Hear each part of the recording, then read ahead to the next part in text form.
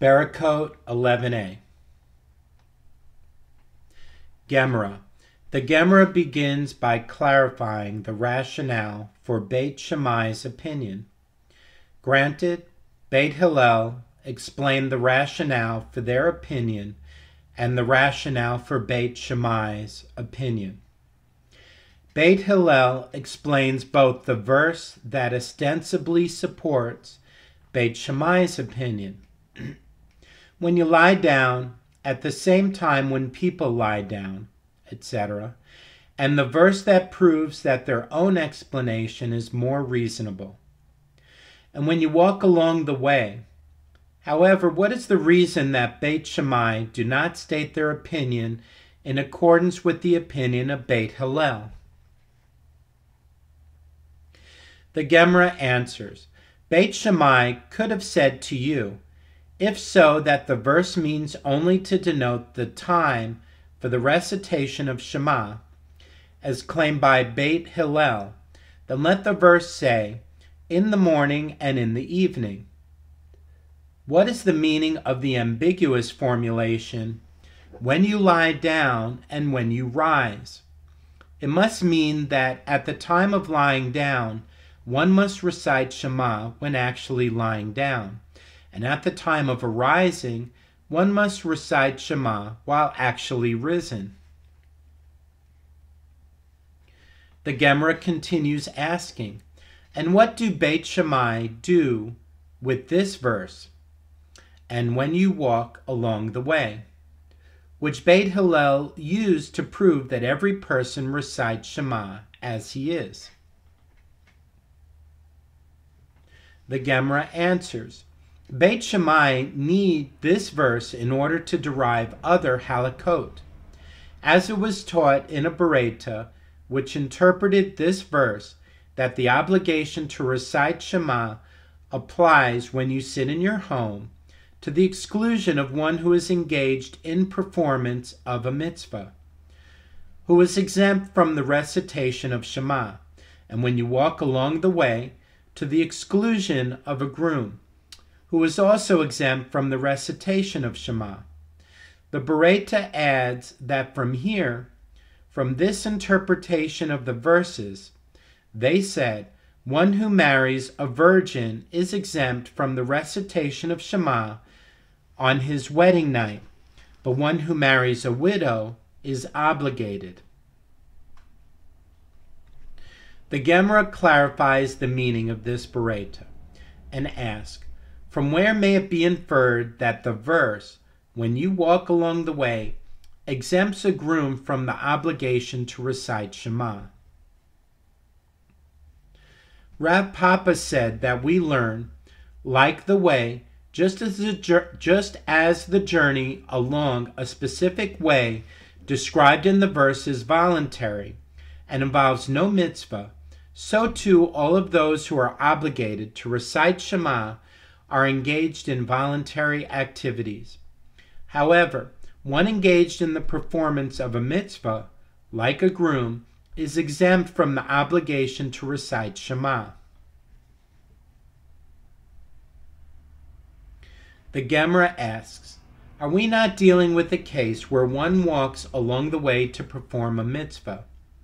The Torah did not designate the objective of his walk, and nevertheless the Torah said to recite Shema, indicating that one is obligated even if he set out to perform a mitzvah. Rather, the proof is from the formulation of the verse. If so, that the intention was to obligate in all cases. Let the Torah write, when sitting and when walking, what is the meaning of when you sit and when you walk? Certainly these additions come to emphasize in your sitting down and in your walking, meaning that when one does this for his own purposes and of his own volition, he is obligated to recite Shema. But when he does with the objective of performing a mitzvah, he is exempt from reciting Shema, and in that case he is sitting or walking at God's behest.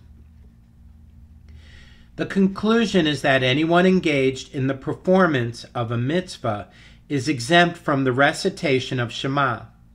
If so, even one who marries a widow should be exempt, for he, too, is engaged in performance of a mitzvah. That, however, contradicts the Berakhot. The Gemara responds that there is nevertheless a distinction between one marrying a virgin and one marrying a widow.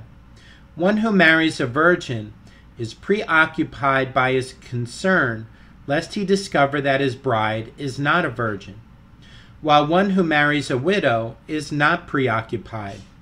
The conclusion is that the groom is exempt from reciting Shema because he is preoccupied.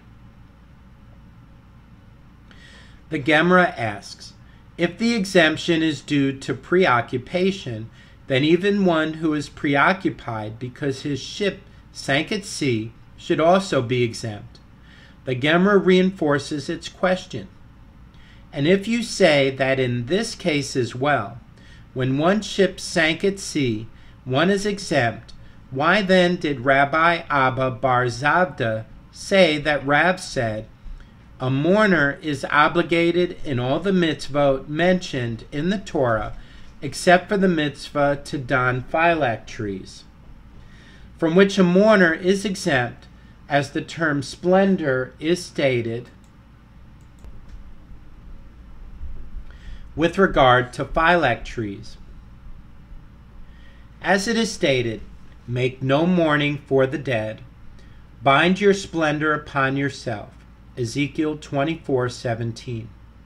It is inappropriate for a mourner to wrap himself in lilac trees, with regard to which the term splendor was employed. Tosafot. If a mourner who is clearly pained and preoccupied is obligated to recite Shema, then certainly all others who are preoccupied, even one whose ship sank at sea, whose loss was merely monetary, Berakhot Hashem, should be obligated. Why then is a groom exempted because of his preoccupation and one who lost his property is not? The Gemara answers, nevertheless there is a distinction between the cases. For there, in the case of a groom, he is preoccupied with the preoccupation of a mitzvah that he must perform. Here, in the case of a ship lost at sea, he is preoccupied with the preoccupation of a voluntary act that he chooses to perform. Here the Gemara returns to its initial question. And how do Beit Shammai explain the passage, when you walk along the way? Rashash. The Gemara answers, Beit Shammai need this passage in order to exclude one who is on the path to perform a mitzvah from the obligation to recite Shema. Beit Hillel also agree that one engaged in the performance of a mitzvah is exempt from reciting Shema. If so, the halakha that they derive from, when you walk along the way, lacks a source and is therefore unfounded. And Beit Hillel say, derived from this halakha itself, that one who is not an agent in the performance of a mitzvah recites Shema even along the way. The sages taught in a Berakhot that Beit Hillel say, one may recite Shema in any situation, standing and reciting, sitting and reciting, reclining and reciting, walking and reciting, and even working and reciting. And in the Tosefta, an incident is related where two Tanaim, Rabbi Yishmael and Rabbi Eliezer ben Azariah, who were both disciples of Beit Hillel, were reclining at a meal in one place, together with their students, and Rabbi Yishmael was reclined, as was the customary dining position, and Rabbi Eliezer ben Azariah was upright. When the time to recite the evening Shema arrived, Rabbi Eliezer reclined, to recite Shema in accordance with the opinion of Beit Shammai, while Rabbi Yishmael sat upright to recite Shema. Rabbi Eliezer ben Azariah appeared to take offense and said to Rabbi Yishmael, "Yishmael, my brother, I will tell you a parable to which this is similar. It is comparable to a situation where one to whom people say as a compliment, 'Your beard is full and suits you.' That man says to them, 'May it be against those who shave and destroy their beards,' i.e., the only reason I grow my beard is to irritate those who cut their own." Rashba: "You are the same. As long as I am upright, you are reclined. And now when I reclined, lauding your conduct and emulating you, you sat upright, as if to demonstrate that whatever I do, you do the opposite." Rabbi Yishmael said to him, "I acted in accordance with the opinion of Beit Hillel, according to whom one may recite Shema in any position, while you acted in accordance with the opinion of Beit Shammai. I am the one who acted in accordance with the halakha. And furthermore, I was concerned lest the students see your conduct and establish the halakha for generations accordingly. It was therefore necessary for me to demonstrate that there is no obligation to do so."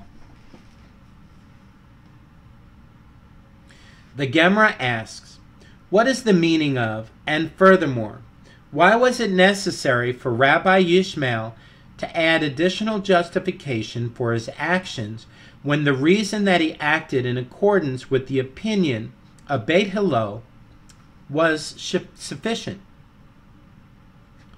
The Gemara answers, it was necessary for him to add this reason.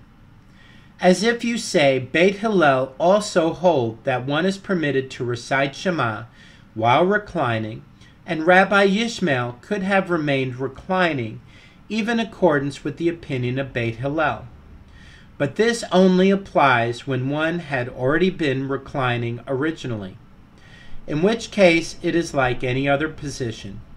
However, here, since until now he had been upright, and now he is reclined, the students will say, conclude from this that they hold in accordance with the opinion of Beit Shammai, due to the concern that the students might see and establish the halakha for generations, in accordance with the opinion of Beit Shammai. It was necessary for Rabbi Yishmael to sit upright.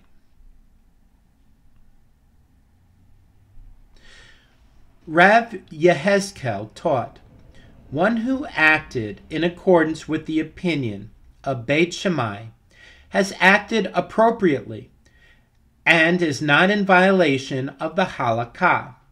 One who acted in accordance with the opinion of Beit Hillel acted appropriately as well. According to this opinion, Beit Hillel and Beit Shammai agree that one who acted in accordance with the opinion of the other fulfilled his obligation. Although the halakha was ruled in accordance with the opinion of Beit Hillel would agree that one who acted in accordance with the opinion of Beit Shammai fulfilled his obligation.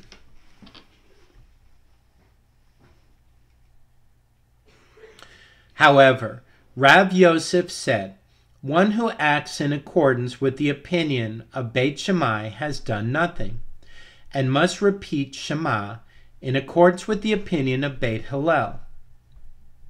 As we learned in the Mishnah with regard to the halakot of the sukkah, one who had his head and most of his body in the sukkah, and his table upon which he was eating inside the house, Beit Shammai invalidate his action, and he is liable to be drawn after the table and end up eating outside the sukkah.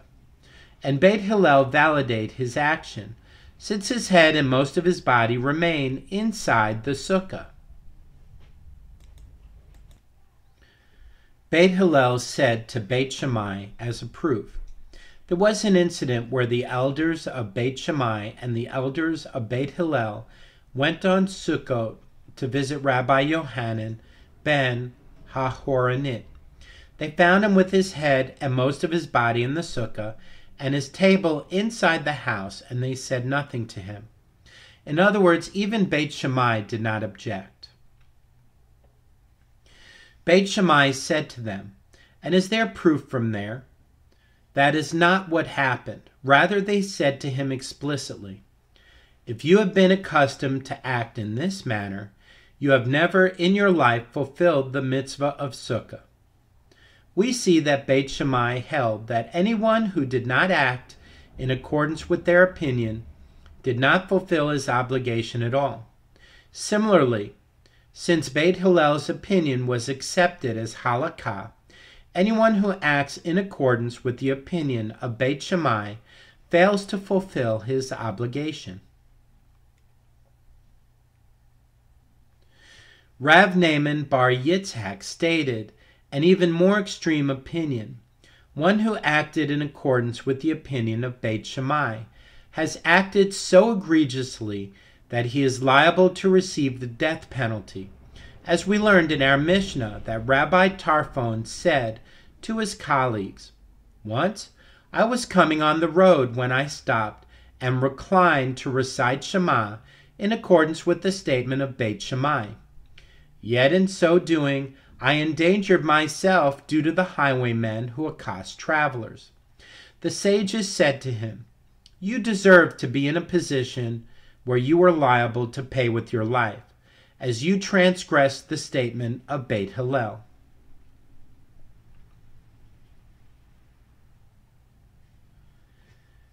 Mishnah. From the laws of the recitation of Shema itself, the Mishnah proceeds to discuss the blessings recited in conjunction with Shema. Here, the order is established. In the morning, when reciting Shema, one recites two blessings beforehand. The first on the radiant lights, and the second the blessing on the love of Torah. And one thereafter, which begins with true and firm, Emet Veyatziv, and in the evening one recites two blessings beforehand, on the radiant lights and on the love of God, and two thereafter, the blessings of redemption, true and faithful, Emet Ve'emuna, and the blessings. Help us lie down. With regard to the blessing, true and faithful, whether one recites it in its long formula, and whether one recites it in its short formula, he fulfills his obligation. Tosafot. However, the general principle is, where the sage is said to recite a long blessing, one may not shorten it. And so too, wherever they said to recite a short blessing, one may not lengthen it. Where the sages said that a blessing must conclude with a second blessing at the end, he may not fail to conclude with that blessing. Similarly, if the sages said that a blessing must not conclude with a second blessing, one may not conclude with a blessing.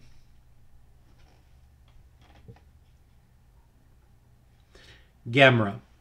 The Gemara begins by determining the formula of the two blessings preceding the morning Shema. The Gemara asks, what blessing does one recite? Rabbi Yaakov said, in the name of Rabbi Oshaya, the blessing focuses on the verse,